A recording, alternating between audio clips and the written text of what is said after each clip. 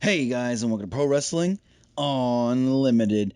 Ryback, Ryan Reeves, formerly known as Ryback, debuted his new podcast today called Conversations with the Big Guy, and he claims that he turned down a 3-year, $1.5 million contract from the WWE. In this contract, he was going to get all of his hotel and rental cars paid for him by the WWE due to them failing to deliver on multiple promises on his last contract. Reeves explained that it was about creative and limiting him as a brand.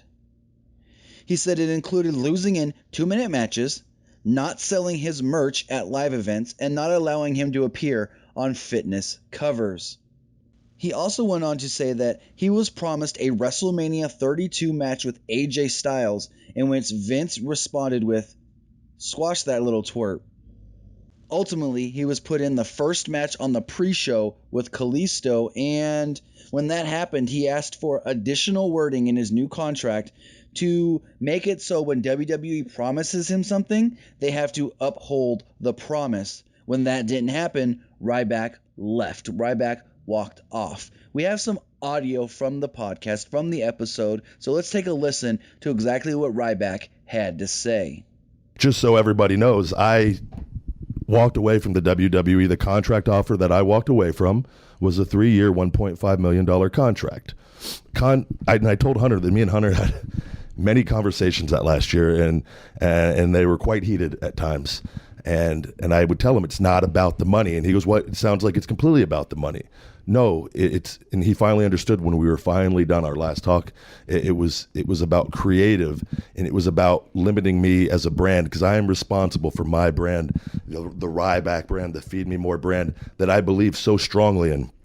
And when I am told I have to go out there and lose in 2 minutes or not have any build up for a pay-per-view match, which happened time and time again when I'm not given opportunities to do promos and to be myself, that's what truly bothers me. When I'm not allowed to sell merchandise, or when they tell me that your merchandise is over on a ship for 3 years waiting to come over when I can get it done, in 2 weeks on my own. It's little things like that I wanted a commitment from on a much deeper end, and the money is just one part of it. And I was very happy with the money offer that me and Vince came to an agreement on. It was so many other things outside of that, and I talk about it, the hotels and the rental cars, and I'll get into that too. I had that added into the contract at the end because I'd already, at my mind, I wanted out. Sure. And that's something they 100% should cover.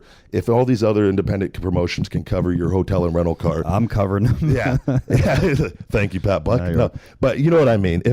And then they're the largest company in the world, and it's mind blowing that we're in 2016 and this is still going on.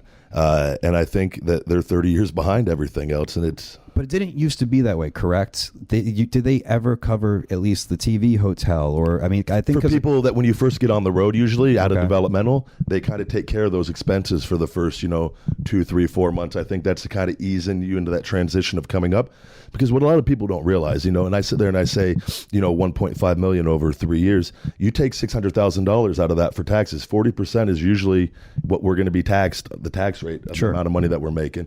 And then you put in travel expenses, and it depends, I travel alone, so my expenses are higher than when traveling with 3 or 4 guys who are trying to save money. My travel expense is $150,000 easy a year. Mm-hmm. It's not as much money as you think after you start taking away some of those expenses.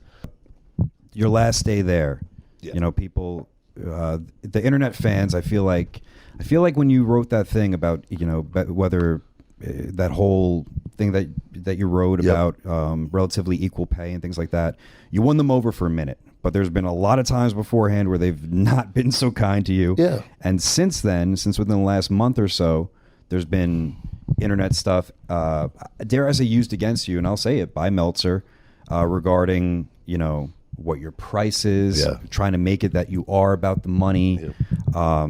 What do you say to that?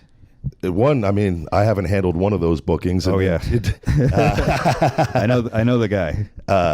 No, I think to come back to that, people need to know, going back, why I did what I did with the WWE and with Vince. Mm-hmm. Going back to that article and all this, and then we can get onto that.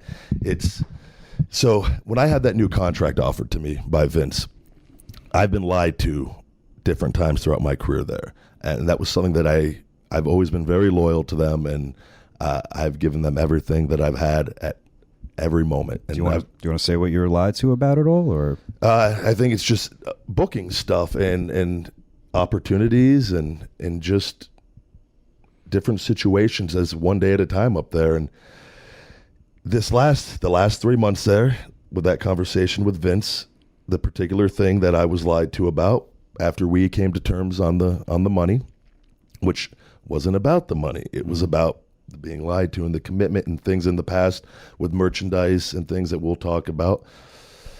And he told me that he essentially was going to make me his number one heel. Okay. He was going to put the title on me.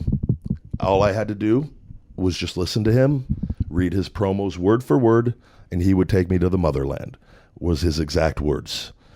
And were these the Ultimate Warrior style promos, or were these different? No, and again, that's a whole other, conversation for those Warrior promos, but this was a whole different one. Okay. I left the office that day. This was before WrestleMania. My opponent was supposed to be AJ Styles at WrestleMania, in which Vince told me I am going to squash that little twerp.